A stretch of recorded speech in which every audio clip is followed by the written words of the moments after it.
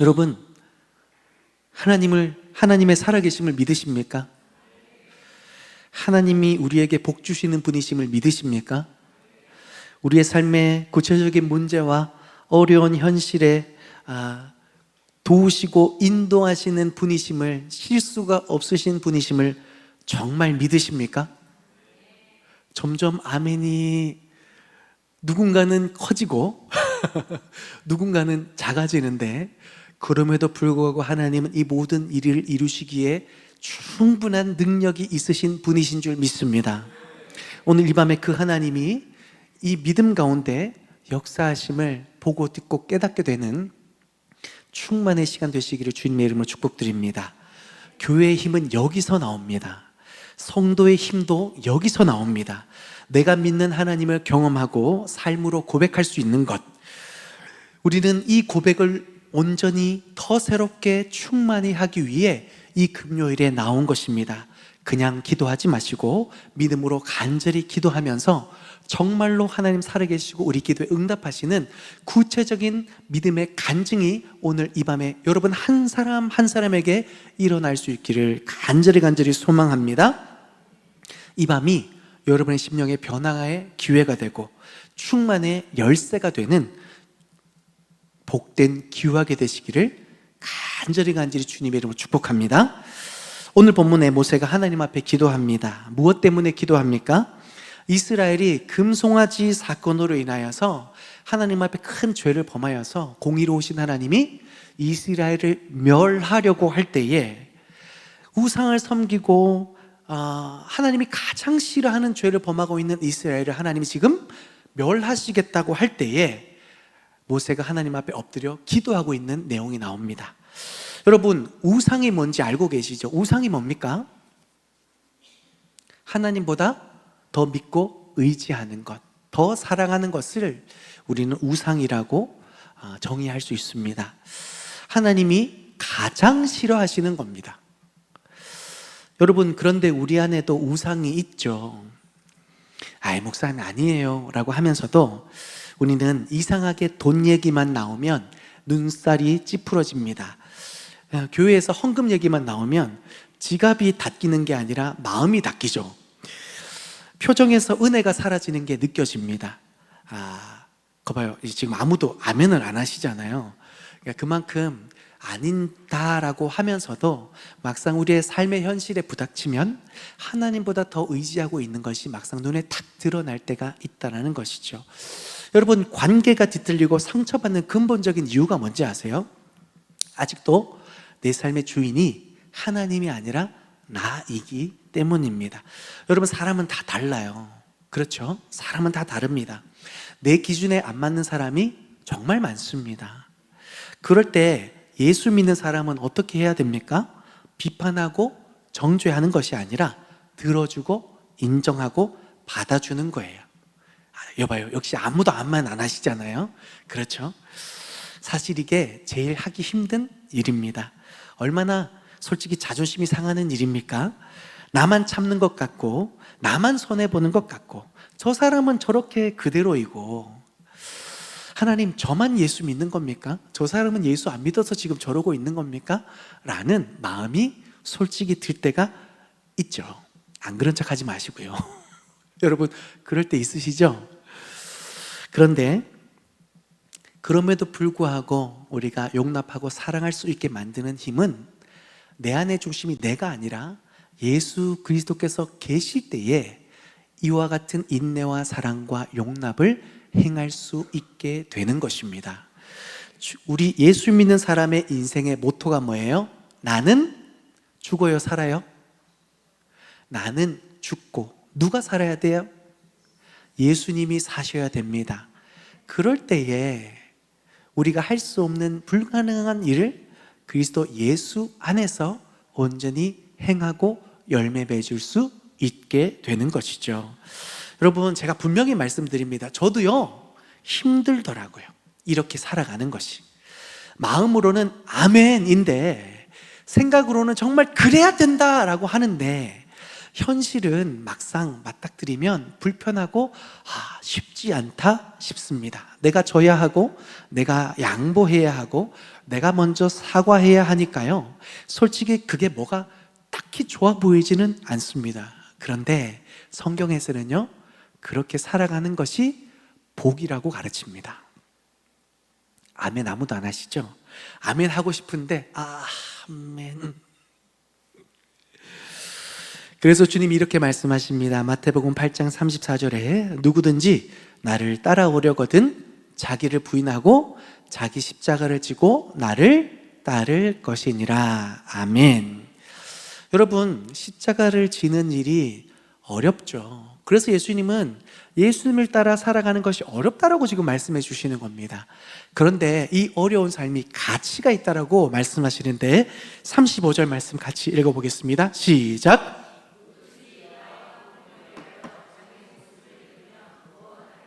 아멘. 어려워요. 잃어버려요. 누구를 위해서? 예수님을 위해서. 그러면 산대요. 그러면 얻는대요.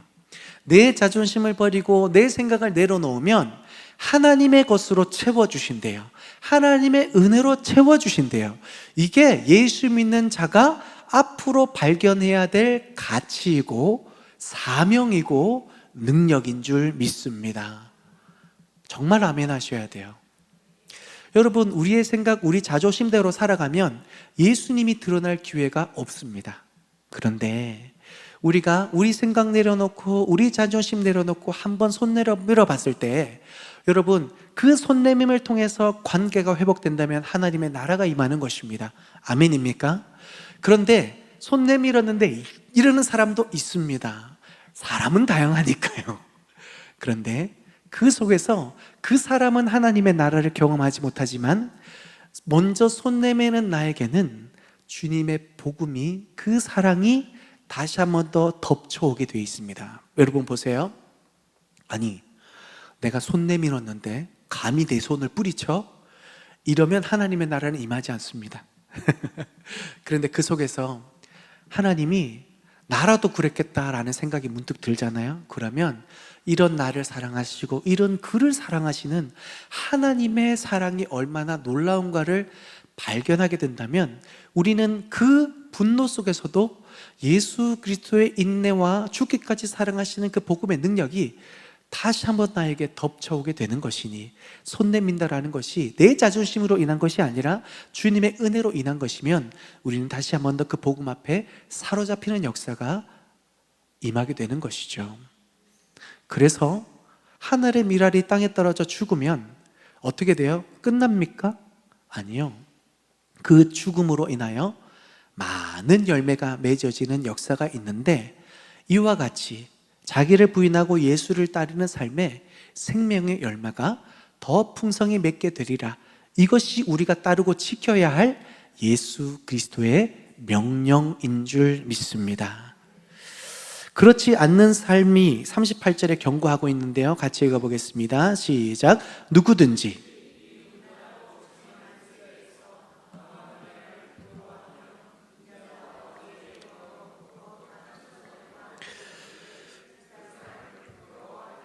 아멘. 여러분, 오늘날의 우리 사회는요, 갈수록 이렇게 음란하고 죄 많은 사회로 빚어져 갑니다.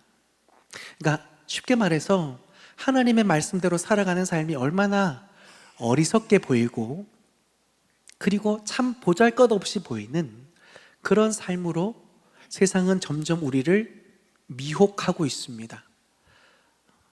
그럴 때에 누군가는 그 세상의 목소리에 넘어가서 복음으로 살아간다라는 것이, 말씀으로 살아가는 것이 참 보잘것없어서 스스로를, 이 믿음을, 예수 그리스도의 복음을 부끄럽게 여기며 숨기는 자들이 있는데요, 여러분 주의하십시오. 그 부끄러움 가운데 주님이 다시 오실 그날에 내가 그를 부끄러워할 거라 그래요. 이게 참 무서운 말 아닙니까? 내가 복음을 부끄러워하면 주님도 그런 나의 믿음을 부끄러워한다는 것은, 그 부끄러움 속에는 역사가 일어날 수 없습니다. 그 부끄러움 속에는 하나님의 영광이 임하지 못합니다. 그 삶에는 아무런 역사가 일어나지 않는다는 겁니다. 그런데 어딜 가든 이 복음을 부끄러워하지 않고 하나님의 능력을 선포하는 믿음의 한 사람에게 하나님은 수천 년 전에 역사하신 하나님의 그 권능과 역사대로 지금도 변함없이 우리의 삶에 역사해 주실 줄 믿습니다. 여러분, 주님은 반드시 다시 오실 줄 믿습니다. 그리고 오늘 우리가 어떻게 살아갔느냐를 하나님은 다 기억하시고 기록하셔서 마지막 끝에 쫙 펼치실 거예요. 오늘 이 말씀 받아서 하나님, 제가 복음을 부끄러워하지 않고 그 하나님의 영광을 위해서 오늘을 살아가겠습니다, 믿음으로 결단하여 손 내밀고 또 세상의 수많은 유혹과 핍박 앞에서도 멈춤 없이 믿음으로 살아가는 그 한날 한순간을 나는 잊어버릴지는 모르지만 하나님이 다 기억하셔서 주님이 다시 오실 그날에 그 영상을 천군 천사와 수많은 증인들 앞에서 보여주면서 아무개가 이렇게 멋지게 나를 위해 살아갔다고 주님이 칭찬할 그날이 반드시 오게 될 줄 믿습니다. 우리가 오늘을 믿음으로 살아가는 것도 너무 중요하지만 다시 오실 하나님을 바라보며 그날을 준비하고 그날을 기억하며 살아가는 것도 얼마나 우리가 중요한지를 깨달아 아셔야 됩니다. 왜냐하면 그날이 우리의 소망의 근거가 되기 때문입니다. 그날이 없다면 우리는 대충 살아도 됩니다. 까르페 디엠, 그냥 즐기면서 사셔도 됩니다. 그러나 마지막 그날에 오늘 우리가 어떻게 살아갔는지, 어떤 믿음으로 살아갔는지 다 공개될 그날을 우리가 소망의 근거로 둔다면 오늘 우리가 얼마나 열심히 살아야 되는지, 이 피곤함을 뚫고 이 주의 전에 나와 찬양하고 이렇게 졸린 눈을 비벼가면서 말씀을 듣는 이 믿음이 얼마나 귀한지를 하나님은 분명히 지금도 바라보고 계시는 줄 믿습니다. 얼마나 귀하고 아름다운지 정말 저는 지금 방금 박수 칠 뻔했잖아요. 정말로 여러분 너무 귀한 거예요. 그런데 이 자리뿐만 아니라 여러분의 삶 속에서 주님이 함께 하시고 다시 오실 주님을 바라보면서 자기를 부인하고 자기 십자가를 지고 걸어가는 그 순간, 남들은 몰라준다 할지라도 하나님만은 기억하시는 줄 믿습니다. 기왕 우리가 예수 그리스도의 핏값으로 다시 살게 된 단 한 번밖에 없는 그 인생, 주님 앞에 서게 될 그 인생, 우리가 그 주님 바라보시기에 합당한 믿음의 삶으로 아름답게 살아갈 수 있는 저와 여러분 될 수 있기를 바랍니다. 이러한 삶을 살아가기 위해서 우리에게 필요한 것이 기도입니다. 뭐라고요? 왜요? 우리 힘으로는 그렇게 온전히 살아낼 힘이 없기 때문입니다. 여기 계신 분들 중에 하나님 사랑하지 않는 분 아무도 없어요. 이 자리에 있는 것 자체가 하나님 사랑하시는 거예요. 아멘이시죠?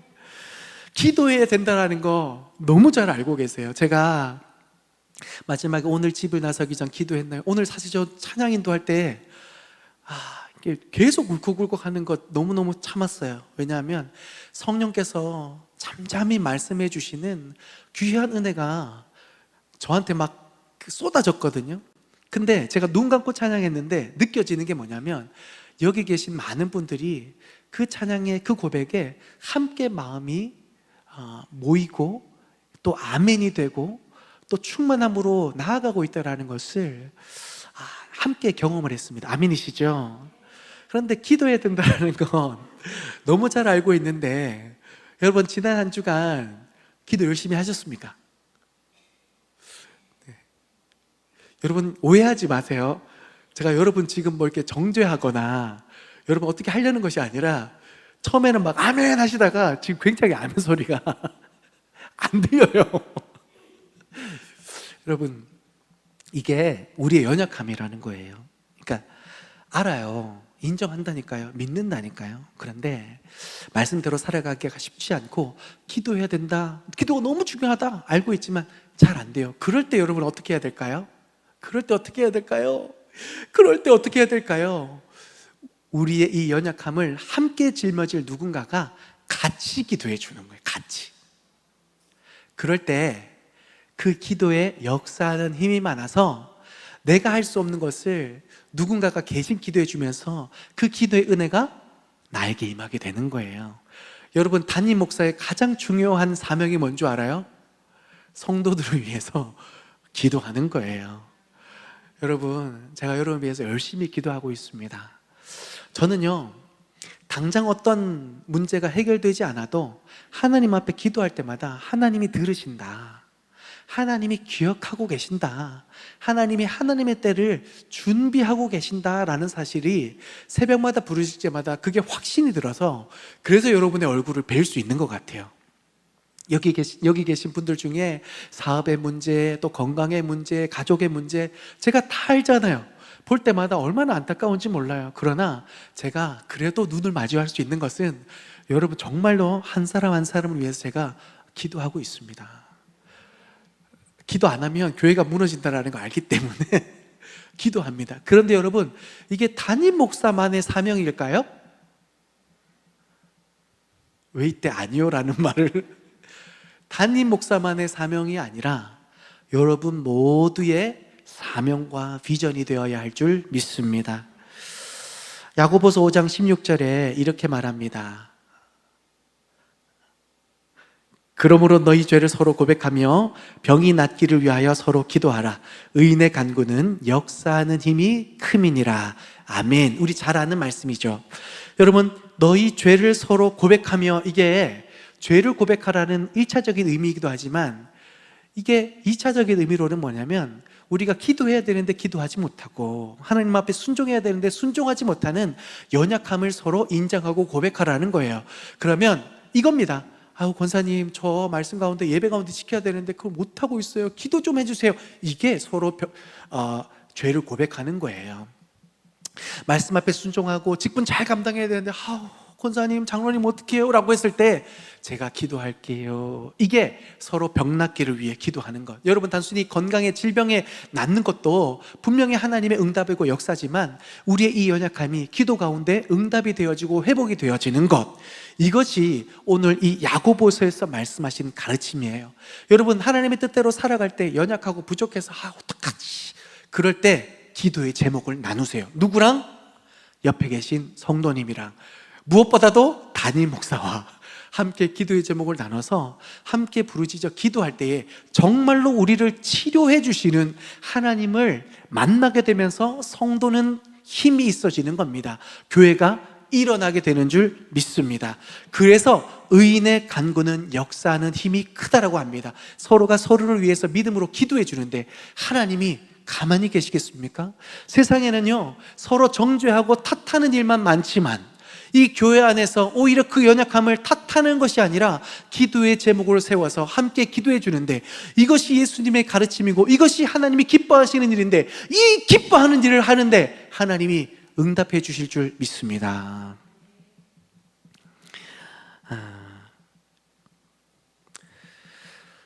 여러분, 우리가 이 밤에 모인 이유도 나를 위한 기도도 중요하지만 우리가 서로 목원들을 위해, 공동체를 위해 기도하기 위하여 이 자리에 모인 것인 줄 믿습니다.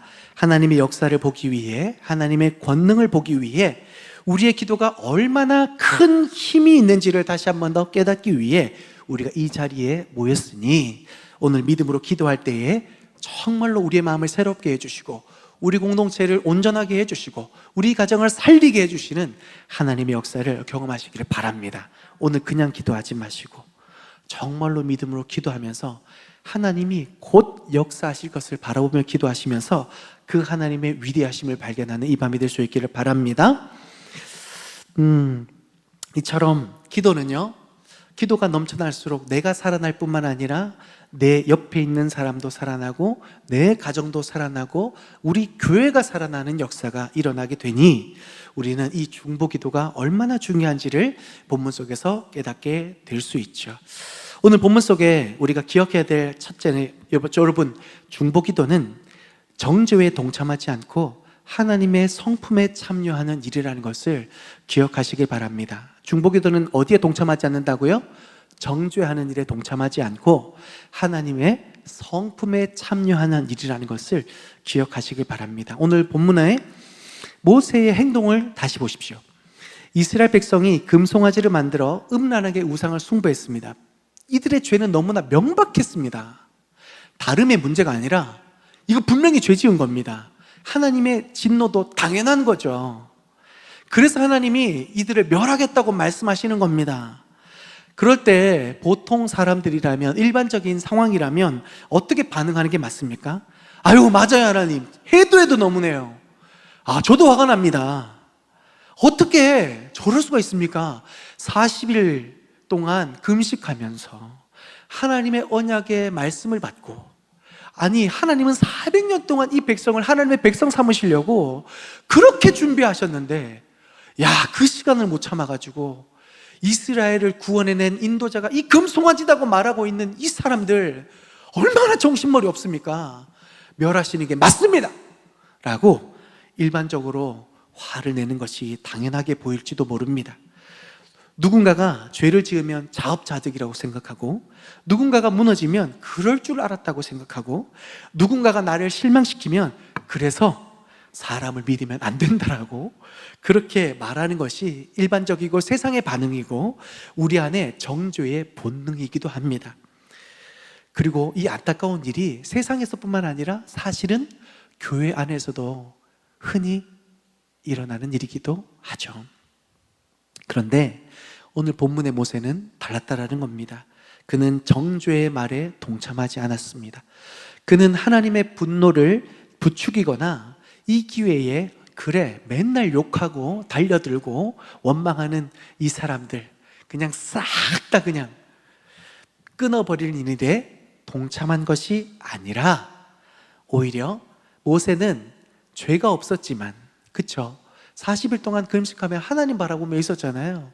그 밑에 전혀 동떨어진 세상에서 하나님을 원망하고 모세를 원망하였던 그들이었지만, 전혀 죄가 없는 모세는 그 분노와 정죄에 동참하는 것이 아니라 그 죄 앞에 무릎을 꿇고 하나님의 분노 앞에 중보의 심정으로 서 있다라는 것을 주목해야 합니다.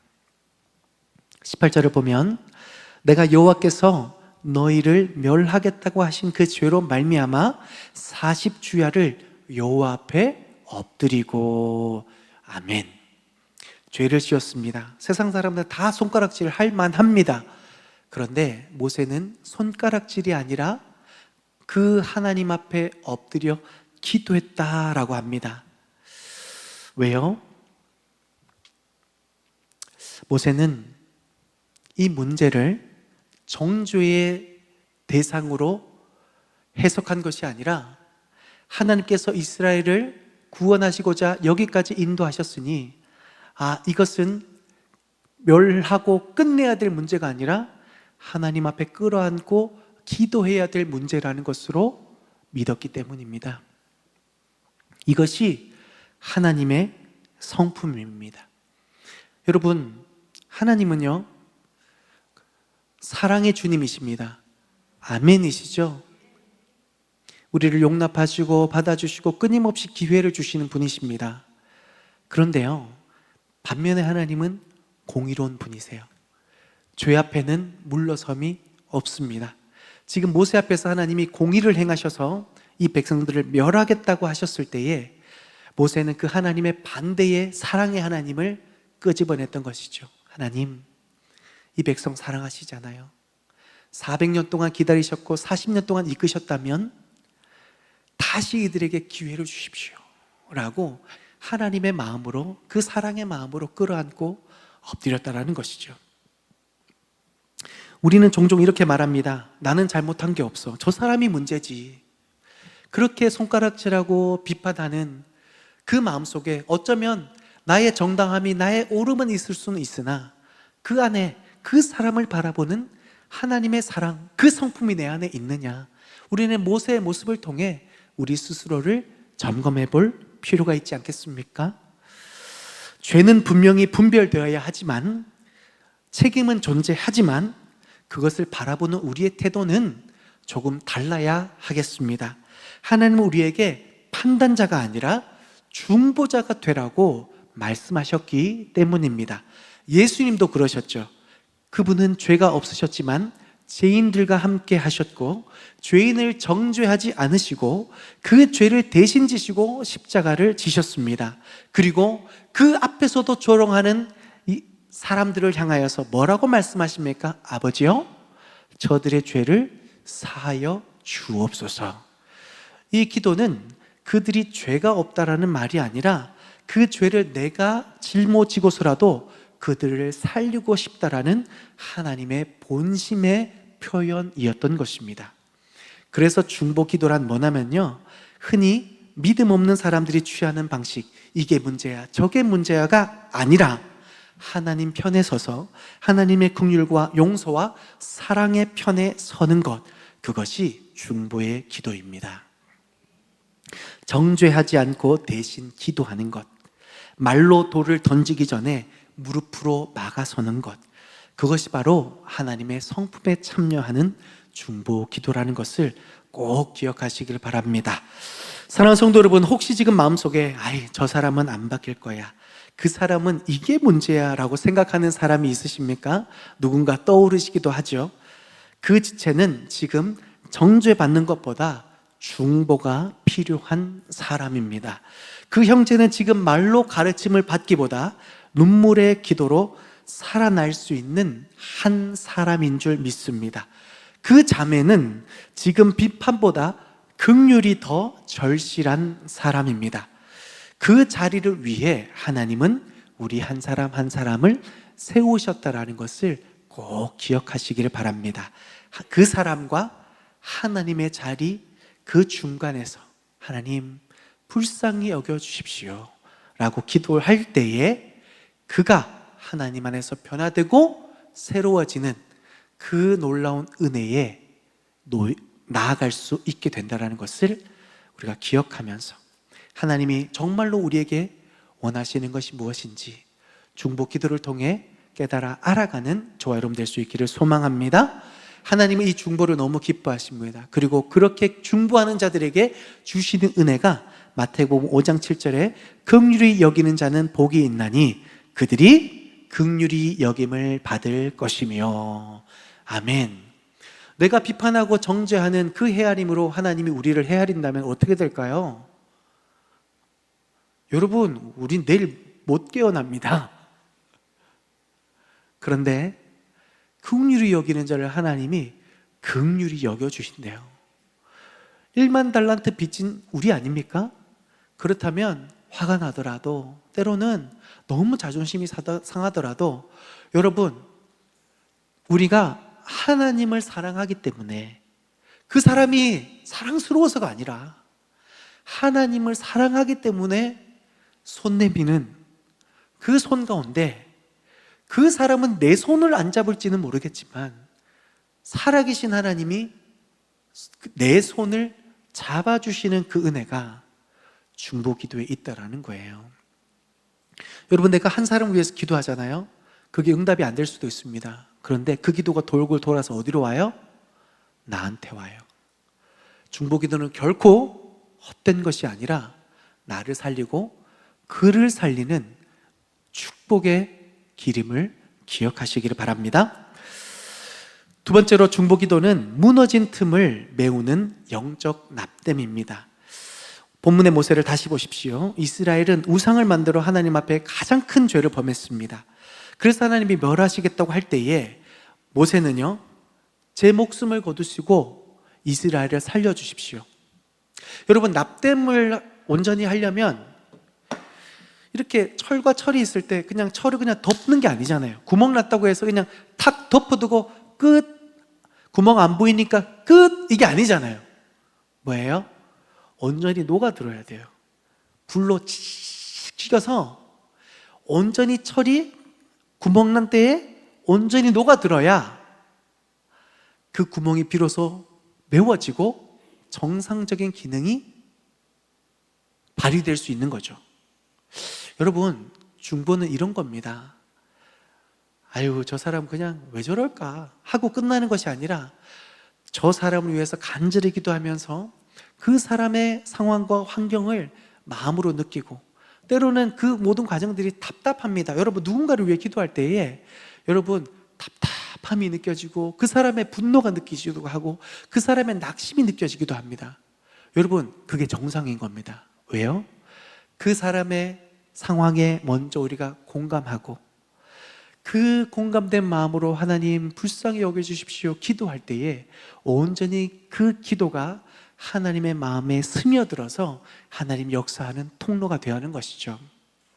그래서 중보 기도는 납땜이라고 조금 좀 고급스러운 단어 없나?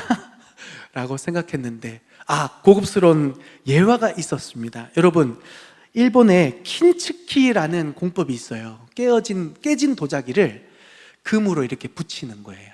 혹시 아십니까? 사진 가지고 올 걸. 여러분, 도자기가 깨졌어요. 그러면 수명이 끝나잖아요. 그런데 킨츠키라는 공법은 그 도자기 파편 하나하나를 붙이면서 그 풀칠이라고 하죠. 그거를 중간에 금으로 하는 거예요.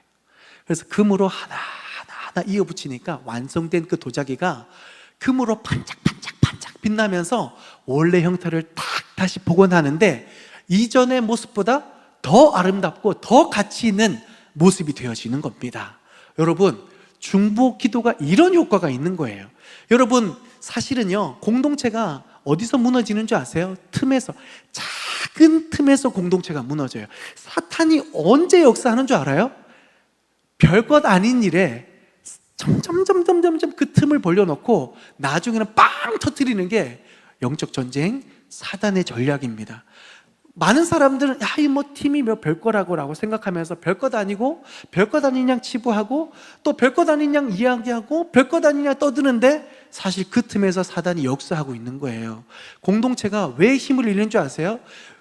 제가 누차 말씀드리지만 공동체에 큰 위기가 닥치면 기도합니다. 여러분 보세요. 오늘도 건축을 위해 기도할 때지만 우리 교회 건축 이슈 있죠? 모든 성도들 다 기도합니다. 아멘이시죠? 하나님께서 얼마나 큰 일을 행하실까? 또 한편으로 얼마나 또 부담스러운 상황 속에 우리가 또 있게 될까? 기도해야 되겠다. 벌써 작정하며 기도하시는 분들 계세요. 여러분, 큰 일이 있으면 기도한다니까요. 그런데 너와 나의 작은 상처, 또 작은 말들에 대한 어떤 것들 조금씩 벌어지는 이 틈, 아무도 이 큰일이다라고 생각하는 사람 아무도 없어요. 그런데 여기에서 큰일이 벌어져요.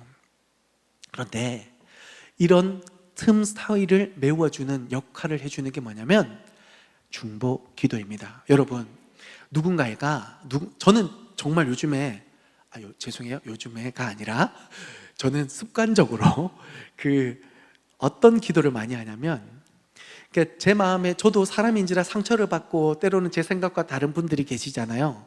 그러면 어떻게 기도하냐면, 하나님, 제 마음에 부담을 주시는 어떤 분들의 이름이 떠오르고 또 얼굴이 생각나잖아요. 저는요, 그분을 위해서 제일 먼저 기도합니다. 왜 그런 줄 아세요? 메워야 되니까. 여러분, 그리고 기도하면 사랑스러워집니다. 여러분, 기도 안 하면 미운 말이 나가요. 경험해 보셨죠? 기도 안 하고 그 사람을 자꾸 묵상하잖아요. 그 사람의 말을 자꾸 묵상하잖아요. 어딜 가든 정죄의 말이 나옵니다. 그런데 그 입을 닫고 하나님 앞에 기도의 입술을 열면, 여러분, 기도하는 그 사람은 사랑스러워질 수밖에 없어요. 왜요? 기도하면 하나님의 마음이 부어지니까. 여러분, 내가 사랑할 수 있는 사람은 별로 없습니다. 그쵸? 내 자식도 가끔은 너무 화가 나는데 피 섞인 자는 남을 사랑하는 게 쉬운 일입니까? 기도하면 사랑할 수 있어요. 여러분, 죄송하지만 중직자분들은 정말 기도 많이 하셔야 돼요. 왜 그런 줄 아세요? 사랑으로 품는다라는 게 힘든 일이에요. 그러니 기도가 멈추면 그 입에서 딴말이 나와요. 그런데 기도의 입술이 계속 열리면 은혜가 나가요. 인정하고 칭찬하고 사랑하는 말이 나가요.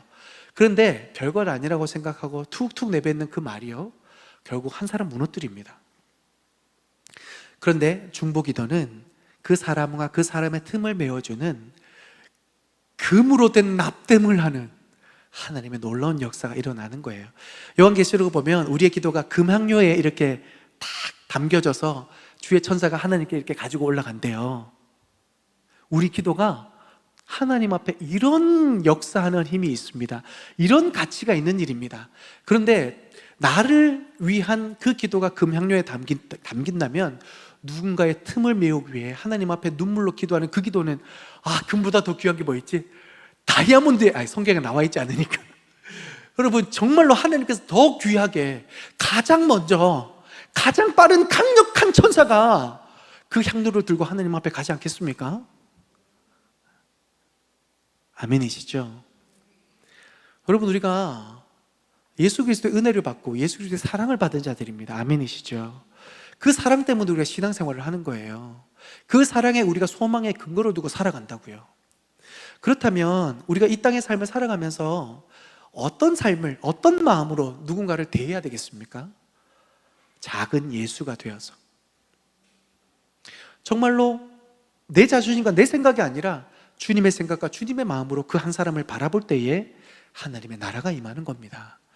내가 살아나고 공동체가 살아나는 역사를 경험하게 되는 것입니다.